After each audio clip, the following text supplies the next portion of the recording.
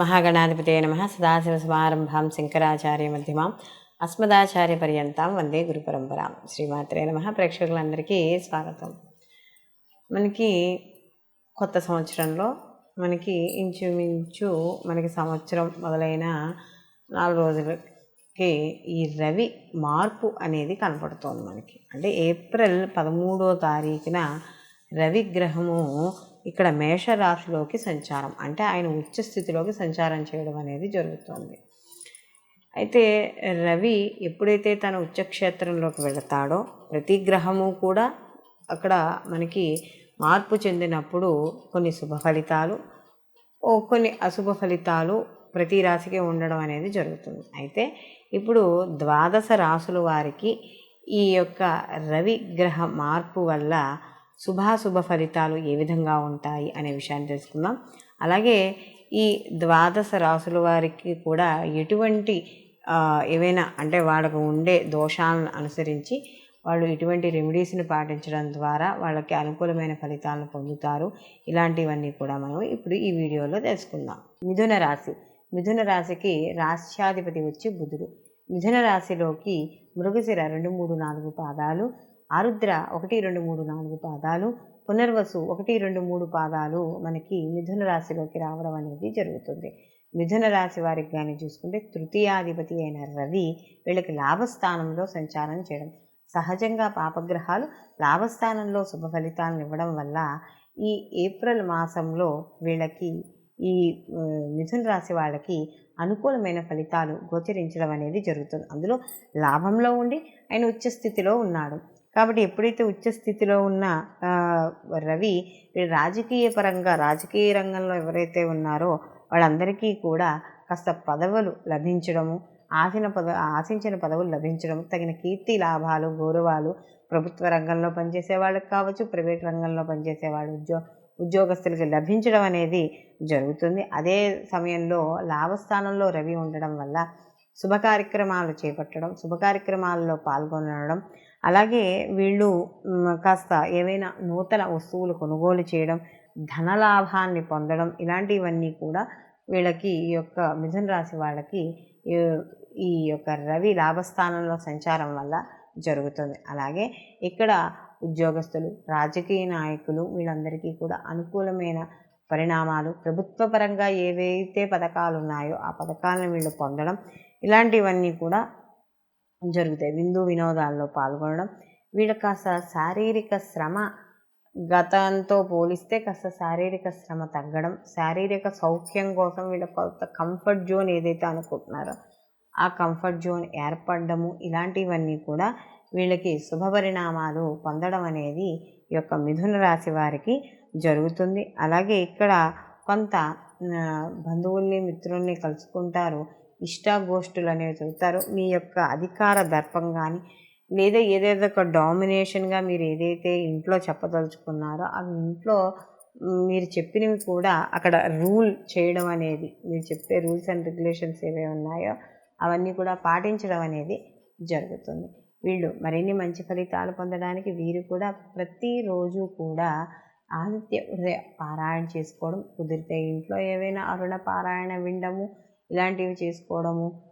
ఇక్కడ మనకి ఎర్రటి పూలతో, మనకి ఎర్రటి గన్నేరు పూలు లాంటివి దొరుకుతాయి కదా, ఆ గన్నేరు పూలను ఒక రాగి చెంబులో వేసుకుని వాటిలో నీరు పోసుకుని వాటి ద్వారా సూర్య భగవానికి అర్ఘ్యం ఇవ్వడం ద్వారా, మీకు 12 నామాలు ఉంటాయి కదా, అర్ఘ్యం ఇవ్వడం ద్వారా సూర్యుడి ద్వారా ఆరోగ్య విషయాల్లో ఏమైనా చిన్న చిన్న సమస్యలు ఉన్నా కూడా అవి తగ్గుముఖం పట్టడం అనేది జరుగుతుంది. అయితే మనం ఇప్పుడు 12 రాశుల్లో మనకి ఏ రాశికి ఆ రాశి గురించి రవి యొక్క మార్పు గురించి చెప్పుకున్నాం. మారడం వల్ల అసలు సహజంగా రవి ఆత్మకారకుడుగాను, అలాగే రవి గ్రహాల్లో కల్లా రాజుగాను చెప్పడం అనేది జరుగుతుంది.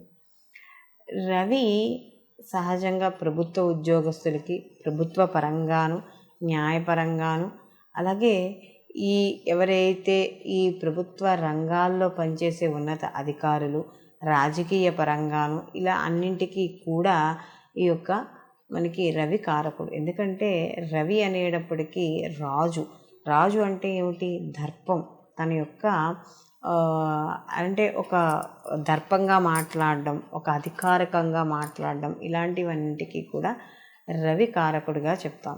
అందులో రవి ఇప్పుడు మనకి ఉచ్చస్థితిలోకి వెళ్ళాడు. అంటే రవి ఎప్పుడైనా ఉచ్చస్థితిలో ఉన్నప్పుడు, అదే ఉచ్చస్థితిలో మనకి జన్మజాతకంలో కూడా రవి ఉచ్చలోనే ఉన్నాడు అని అనుకున్నప్పుడు ఎలా ఉంటుంది అంటే, ఎక్కువగా ప్రభుత్వ రంగాల్లో వీళ్ళు రాణించడం అనేది జరుగుతుంది. అంటే ప్రభుత్వపరమైన ఉద్యోగాలు ఎక్కువగా చేయడం, అంటే జాతకంలో కూడా రవి ఉచ్చులో ఉండి ఆ లగ్నానికి యోగకారకమై ఉండి, లేదా ఆ లగ్నానికి మిత్రుడై ఉండి కాస్త ఉన్న స్థితి బాగున్నప్పుడు ఖచ్చితంగా ఆ యొక్క ప్రభుత్వ రంగానికి సంబంధించిన ఉద్యోగాల్లో కానీ, రాజకీయ పదవుల్లో కానీ వాళ్ళు ఉండడం అనేది జరుగుతుంది. అంటే రాజకీయ పరంగా కూడా వాళ్ళకి పేరు ప్రతిష్టలు ఎక్కువగా ఉండడం అనేది జరుగుతుంది.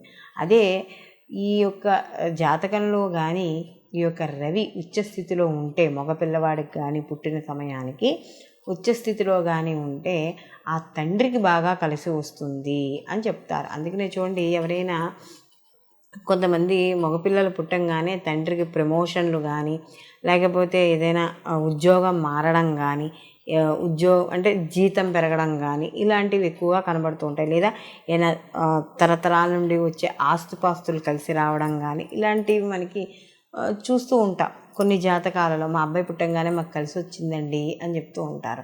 కాబట్టి ఇలాంటి వాళ్ళందరూ ఏమిటంటే, ఆ యొక్క రవి ఉచ్చ స్థితిలో ఉండంగా పుట్టిన బిడ్డలు ఎవరైతే ఉన్నారో వాళ్ళ తండ్రికి బాగా కలిసి రావడం అనేది జరుగుతుంది. అలాగే ఆడపిల్లలైతే, అంటే ఒకవేళ ఆడపిల్లలకు కానీ రవి ఉచ్చులో ఉన్నాడు అనుకోండి, వాళ్ళకు కూడా ప్రభుత్వ పరంగా కానీ, లేదా గవర్నమెంట్ అండర్టేకింగ్ ప్రకారంగా ఉన్నవి కానీ, లేదా గవర్నమెంట్లో ఉద్యోగం చేస్తే ఎంత సెక్యూరిటీగా ఉంటుందో అంత సెక్యూరిటీ ఉండడం, ప్రతి విషయంలోనూ క్లారిటీ క్లియర్గా ఉండడం, ఒక ముక్కు సూటి మనిషిగా ఉండడం, అంటే అబద్ధాలు ఆడకపోవడం, అధర్మంగా ఉండకపోవడం, ఇలాంటివన్నీ కూడా ఆడపిల్లలో ఉండడం అనేది జరుగుతుంది. అలాగే ఈ రకంగా రవి కానీ ఉచ్చస్థితిలో ఉంటే వాళ్ళకి వివాహం అయిన తర్వాత భర్తకి కలిసి రావడం అనేది ఎక్కువగా జరుగుతుంది. అంటే ఇటు తండ్రి కన్నా భర్తకి ఎక్కువగా కలిసి రావడం అనేది జరుగుతుంది. అందుకనే కొంతమంది ఆడపిల్లలు పెళ్ళి వెళ్ళిపోయిన తర్వాత వెంటనే భర్తకి కలిసి రావడం,